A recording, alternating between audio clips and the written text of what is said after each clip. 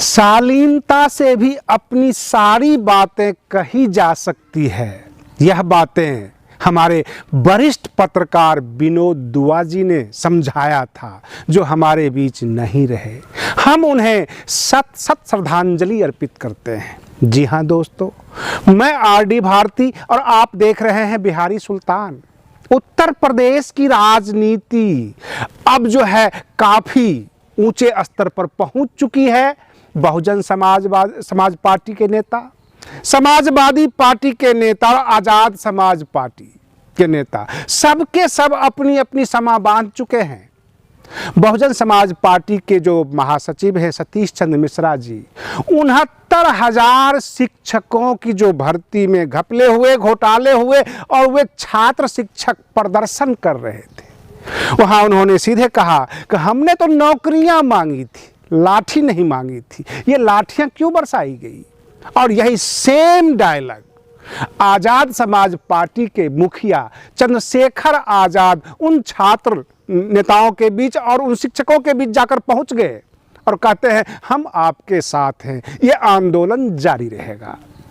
रही बात ये समाजवादी पार्टी के मुखिया अखिलेश यादव जी इस तरह से रैलियां कर रहे हैं कि लग रहा है कि भाजपा का अब नंबर आना मुश्किल है उत्तर प्रदेश में, क्योंकि समाजवादी पार्टी के आंदोलन रैलियों में जो उनकी मीटिंगें होती है, लाखों की संख्या में भीड़ इकट्ठी होती है।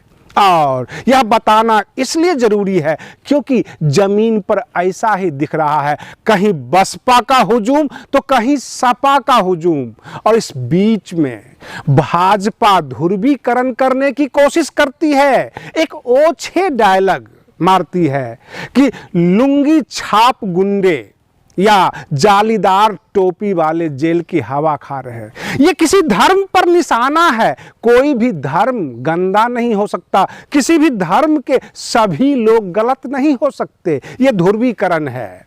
और राकेश टिकैत हल्के पड़ गए किसान आंदोलन में, क्योंकि 7 तारीख को फिर मीटिंग है और केंद्र सरकार 3 बिल वापसी के साथ साथ इनकी सभी मांगों को जो है करीब करीब मान लिया है और कमेटी बना दी है और हर विषय पर चर्चा करने के लिए केंद्र सरकार तैयार हो चुकी है।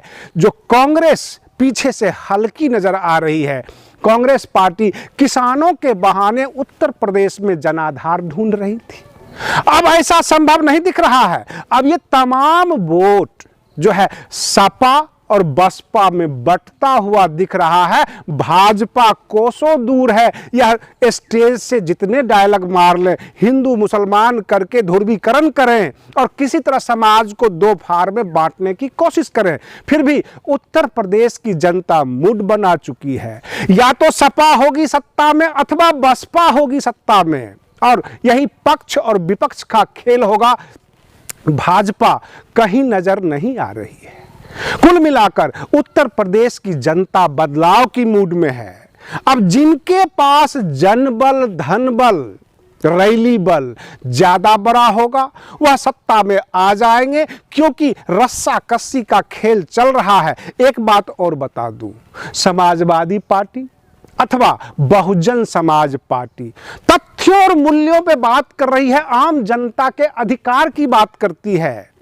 कोई स्कूटी वगैरह दिखाकर स्टेज पर अथवा झूठे वायदे नहीं कर रही है। ऐसा देखा गया है, आम जनता के बीच चर्चाओं का विषय है कि या तो अखिलेश आएंगे अथवा बहन मायावती जी।